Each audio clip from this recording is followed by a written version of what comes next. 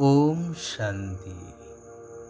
सद्गुरु परमात्मा निराकार शिव बाबांकर सद्ज्ञान को धारण करी सत्ययुगी नूतन स्वर्ग दुनियार स्थापना निमंते निजर तन मन धन सबु किछि लगाई श्रेष्ठ सेवार निमित्त हेउथिबा सत्यनिष्ठ आत्मा मानंकु हृदयर सहित शुभेच्छा ईश्वरीय शुभ अभिनंदन सुप्रभात सुस्वागतम।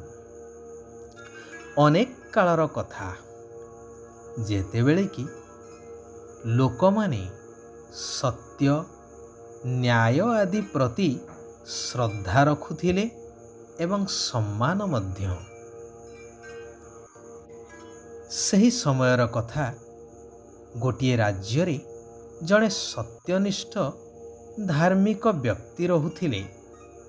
धर्म प्रति तांकर एपरि श्रद्धा एवं निष्ठा थिला जे कौनसी भी दिन जे पर्यंत से कौनसी धर्म कार्य न करिछंती से पर्यंत जल मध्य स्पर्श करंती नहीं एवं से मानुथिले कि सबुठारु बड़ धर्मर कार्य हेउछि अन्य मानंकु भगवानंकर कथा सुनेइबा।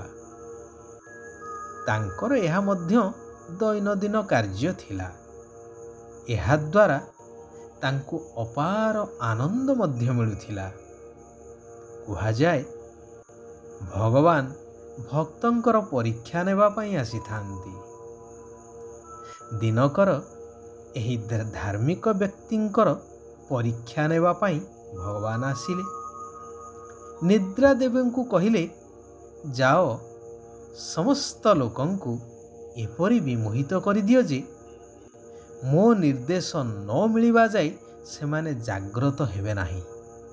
सेया हेला समस्ते निद्रा देवींको कोलरे निद्रा गले।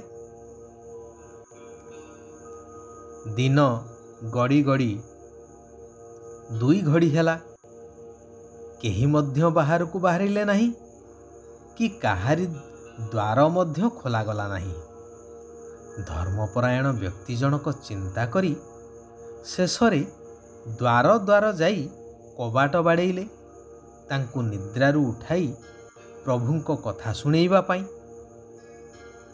हेले सेमानंकर निद्रा भांगी जिबारु धार्मिक व्यक्तिंको उपरे विरक्त होई नाना कटु कथा कही विदा करिदेले।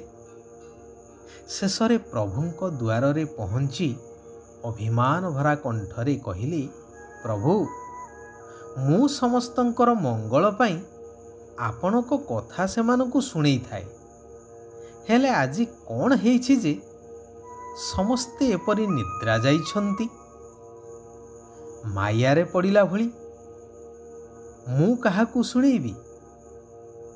हेले शरीर चली जाऊ पछे जे पर्यंत मु आजी काहारी को आपणको कथा न सुनेइछि से पर्यंत बिंदुए जल मध्य स्पर्श करिबी नाही। मु जानिछि ये सब आपणकर परीक्षा। एहा कही चक्षु मुद्रित करी मंदिर बेढ़ारे ध्यानस्थ हेई बसी पड़िले।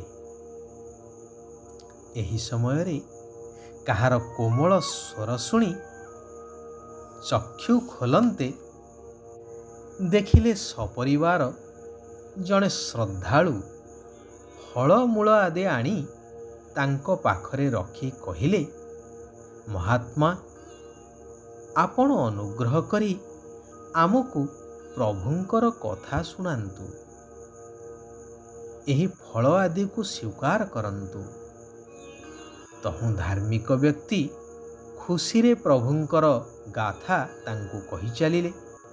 निजर सत्य प्रतिज्ञा रे अटल रही परीक्षा रे उत्तीर्ण मध्य हेले। तेणु दृढ़तार सहित जो प्रतिज्ञा करा जाए किछि भी हेई जाऊ हेले धर्म को केबे हेले छाड़िबा अनुचित।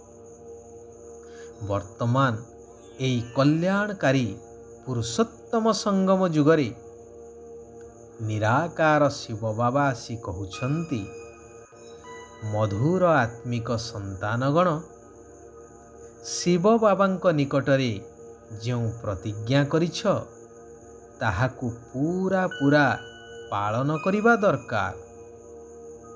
ପ୍ରାଣ ପଛେ ଚାଲିଯାଉ, କିନ୍ତୁ ପ୍ରତିଜ୍ଞାକୁ ଛାଡ଼ିବା ଉଚିତ ନୁହେଁ।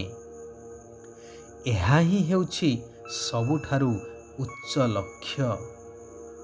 କାରଣ ଭଗବାନ ହେଉଛନ୍ତି ସତ୍ୟ ପିତା, ସତ୍ ଶିକ୍ଷକ, ସଦ୍ଗୁରୁ। ତେବେ ଏପରି ସଦ୍ଗୁରୁଙ୍କ ପାଖରେ ପ୍ରତିଜ୍ଞା କରି ଖଣ୍ଡନ କରିବା ଅର୍ଥାତ୍ ସଦ୍ଗୁରୁଙ୍କର ନିନ୍ଦା କରେଇବା। କୁହାଯାଏ ନା, ସଦ୍ଗୁରୁଙ୍କର ନିନ୍ଦୁକକୁ କେଉଁଠାରେ ମଧ୍ୟ ସ୍ଥାନ ମିଳେ ନାହିଁ। ଅର୍ଥାତ୍ ନିଜର ଭାଗ୍ୟକୁ ନିଜେ ହରେଇବା ସହିତ ସମାନ। ତେବେ ପ୍ରତିଜ୍ଞାକୁ ଦୃଢ଼ ଭାବରେ ପାଳନ କରିବା ପାଇଁ ଯୋଗର ଶକ୍ତି ଆବଶ୍ୟକତା ରହିଛି।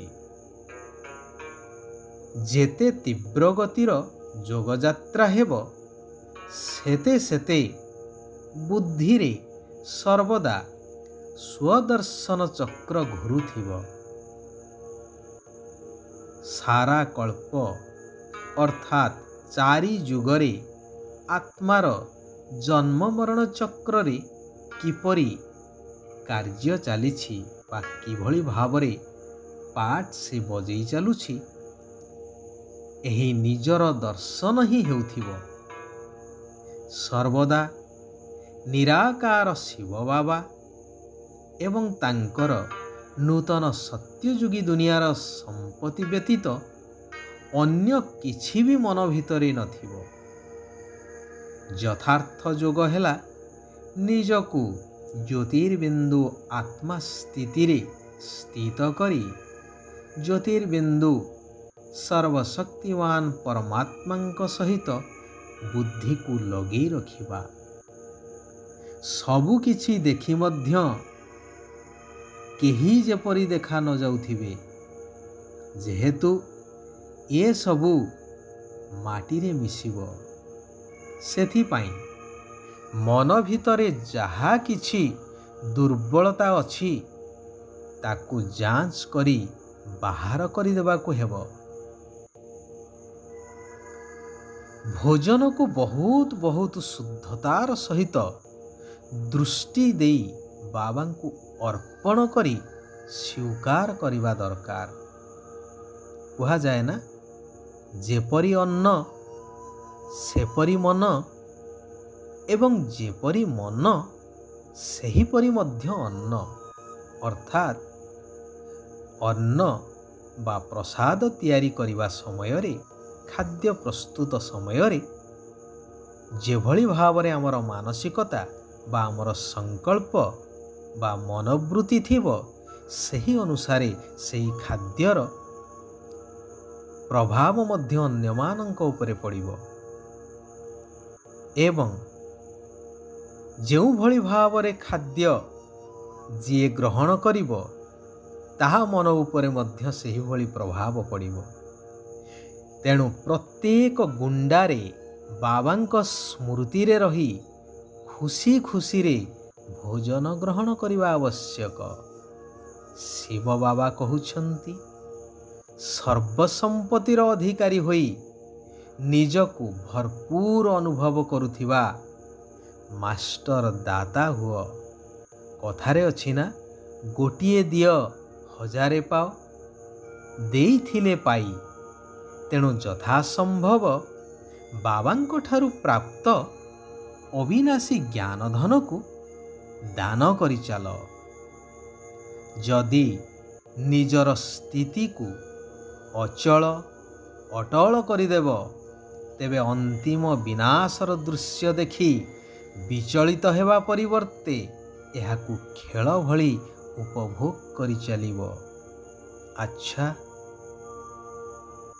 ସାରା ବିଶ୍ୱର ଆତ୍ମାମାନଙ୍କର କଲ୍ୟାଣ ହେଉ, ସମସ୍ତେ ସୁଖ ଆଉ ଶାନ୍ତିର ଅନୁଭବ କରନ୍ତୁ।